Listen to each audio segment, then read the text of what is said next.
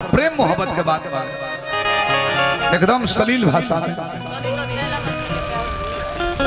आजकल प्यार होता देखते बानी लड़का लोग दिन भर मोबाइल चार्ज करता लो मनोज भैया, राती खा कौना दून एसपी के लगा के रात भर कोई कोई कोई कोई कोई खैलू ओही में कहता लो कि खैलू तो भर पेट खैले भी तो वो ढेकारतिया तू ना खइबो तो हमरा से घोटाई एकदम भर खैले बिया।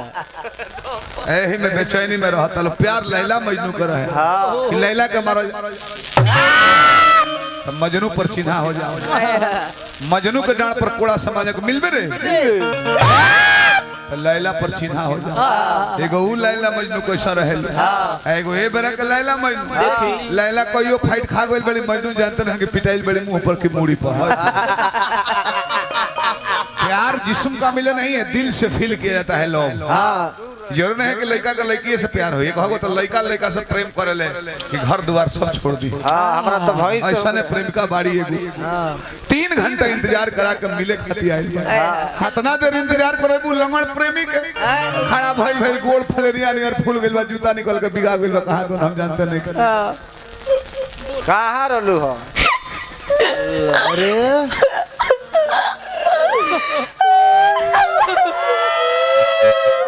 का भइल हो? अरे का हो गइल रे? नीरज बाबू रोवे समझाएंगे कोई चुपा जा। अरे ये के हली का हो गइल? अरे कुछ हमारा चुपौला सुने की चुपा नीरज बाबू और का जाने बात मान ले। अरे कुछ काट दलस का रे? लोर पोछ रोवा मौत तारा के बहुत मानी ले। हां अब जे रोबू तो हमरो लोर गिरे गिरे हो गइल बा। बस आऊं पलक पर रोकले माने कि लोर बहरी बतावे बोल। मत रो मत रो। अरे हो गइल काहे रो तारू? रास्ता में कोनो मारा मारी कइला रहलो? कोनो ढेला बिगला स? कोनो कुकुर कटा दौड़ैला रहलो? कोनो ले ले बा बेगवा? बेगवा ले ले बा कोनो? मोबाइलवा ले ले बा? कोनो घेर के कोइला से ना नु वार्तालाप बातचीत? तोर बाबूजी बोल बड़े बोल कोनो चक्की से मरलो सर। रास्ता में कुछ नहीं का भाई, कोनो घटना नहीं का भाई। तो दिमाग चट खातिर होत रे। आपका दिमाग चटबू हमार तब से बीपी बढ़ल बा। का भइल का गइल बोल? का भइल बा बोल। इजन अब रवा हमार पीछा मत करी। चला ना करे चला। हम तो पी खा के मन मना ले। तारा फेर में ना रह पी खा के सूत्र हम रामा शंकर बाड़े ना ढेर तो मैंगो फ्रूटी ले ले कहीं से। हम तो मार के सूत्र ये बड़े एगो छोटे लाल महतो खिसिया जाले तो दिक्कत करे लगल है। दे बैठे इजन हां मम्मी पापा हमार जबरदस्ती शादी सेट करा देले बड़े। लड़का से ना भैंसा से लग रहा भाई। एगो हई साधु भवानी जे गई गाँव तरे न हेंगा 6 बरस पहले शरमवा गावत रहे नाच नाच के। वो तो जगह ढल बा देखत नहीं तिरदंडी बाबा कब जाता रहे जेल में। यो जे नहीं है जा होता है ना रे कौन मिल में गोर नहीं होखला देखत। खैर कोनो बात ना बोलो। इजन हां इस शादी कल हमार बड़ी मजबूरी। हाँ तारा मजबूरी हां का जरूरी हां भेंट कोई चला। आज से रहुआ अपन देखी हम अपन देखे। देखो जाए दो देखो हम तो ये सोचता नहीं हम रहुआ बिना केंग जिए। हां ए जान हमारा बिना कहतिया केंगा जी है। हां अब कहा जाने हमारा बिना कहतिया कि केकरा बिना कहतिया हम का जाने। कोई गो बड़ा सो अब हमरा द्वार पर बारात लागे वाला बा। हमरा हाथ में मेहंदी लागी, हमरा देह पर हल्दी लागी। तोरा में हल्दी लगी त इनका में घी लगी जो जाए तो कोनो बात ना कोनो बात। जो पास कोई खुशियों की दुकान होती उसमें मेरी अलग पहचान होती, दे देता तुझको जमाने भर की खुशी चाहे उसकी कीमत मेरी जान होती। ए जान हम और से उतने प्यार करी ना, लेकिन का करी मम्मी पापा के इज्जत के खातिर हमरे की शादी करे के पड़ी। जो प्यार करना हमारे बस में नहीं, नहीं। उस प्यार से दूर चले जाना हमारे बस में होता है। प्यार करना हमारे बस में नहीं, उस प्यार से दूर चले जाना हमारे बस में होता है। क्या करे, सबका नसीब ऐसा ही है, जहाँ प्यार हो वहाँ शादी कभी नहीं होता है। जो बाती बाती बनाओ जो ना मैटर है नकल ना हरमा शंकर जी। सुन लो ये यार कबतिया नजदीक मामौतिया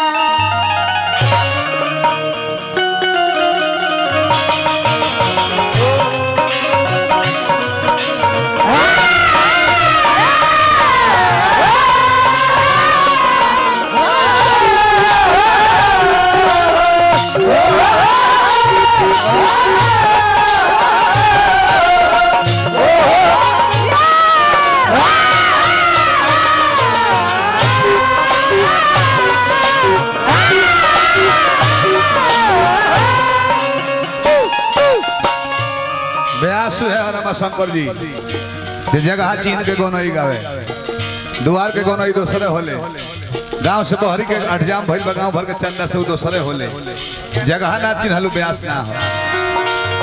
सुन लो ये यार के बतिया नजदीक मामौतिया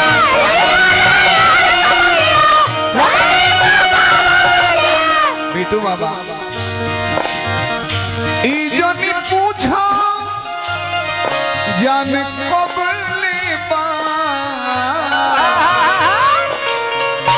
ई जनी पूछो जान कबले बा ई दहिया हमर कबले बा साथ ये सनम कहर जबले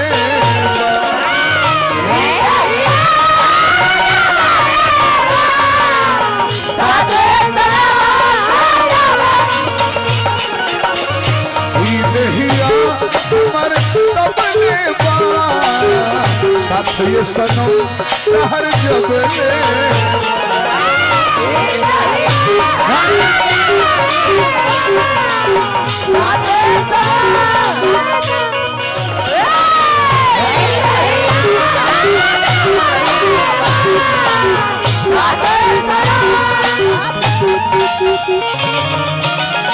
रमा शंकर जी अंतर पतन ध्यान दी हो तोहरे से खुशियाँ हमार बातें हो आगे अब मर्जी तोहार बातें हो तोहरे से खुशियाँ हमार बातें हो आगे अब मर्जी तोहार बातें हो तोहरे से खुशियाँ हमार बातें हो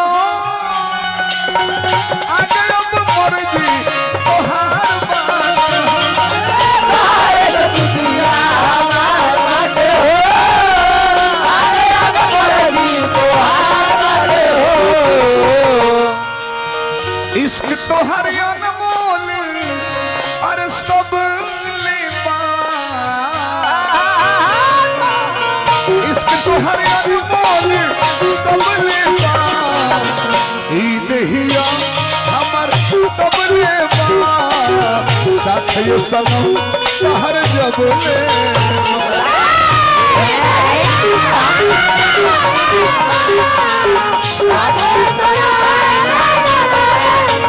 ई दहिया हमर तब लेवा साथ ये सनम कहर जबले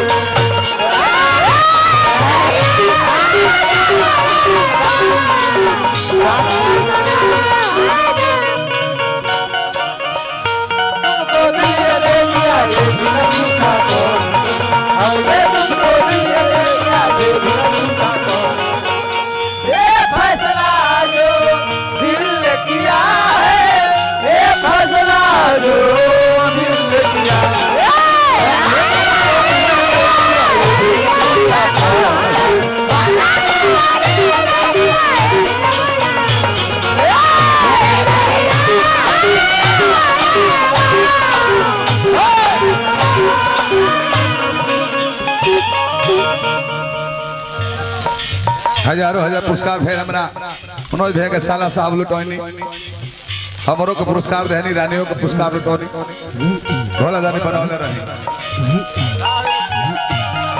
अब रुपया काहे के देता नहीं रहुआ हाँ रुपया जाना पर खर्चा करेगा तो साथ छोड़ के भागो थिया अरे ले ला मुआबा तो काम करिए करे के परी नु तार हाँ अच्छा काम क्रिया करे के परी खाओ के फेर में बढ़ल हां 5 गो डोमो खियावे के परी हाँ पतलो तो डोम कहाँ खोले जाए मंचवे पर 5 गो डोम भेटा जाए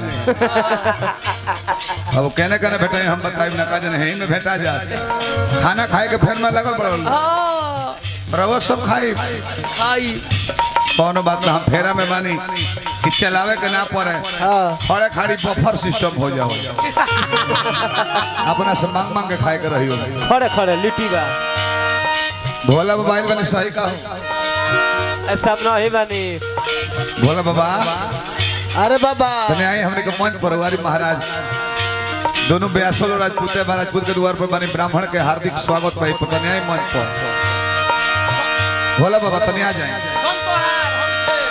संग तोहर हमसे जो छूट जाई हो धड़कन सीना में सुना रूठ जाई हो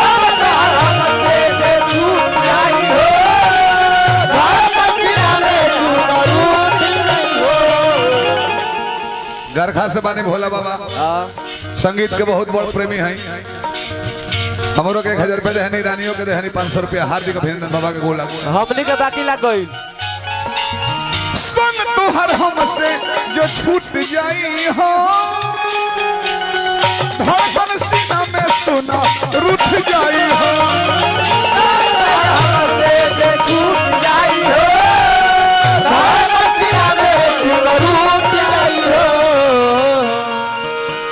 तोहरे से सांस तन में अरे अब तोहरे से सांस तन में अब ई देहिया हमर अब साथ ये सनम तोहर जबले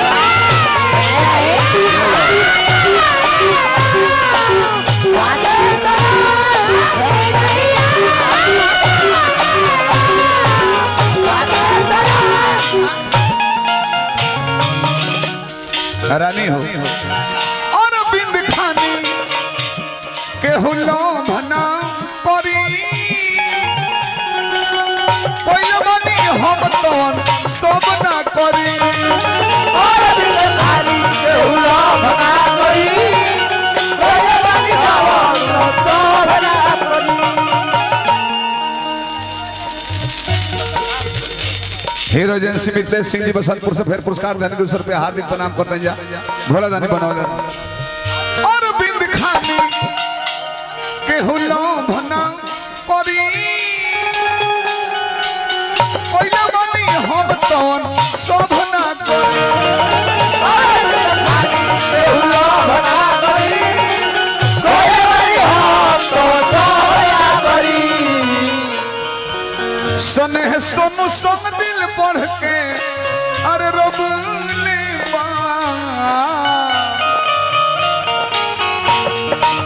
सनेह सोनू संग दिल रोबले पढ़ले ई देहिया हमर तबले साथ ये सनम तहर जबले ई देहिया साथ सनम तहर जबले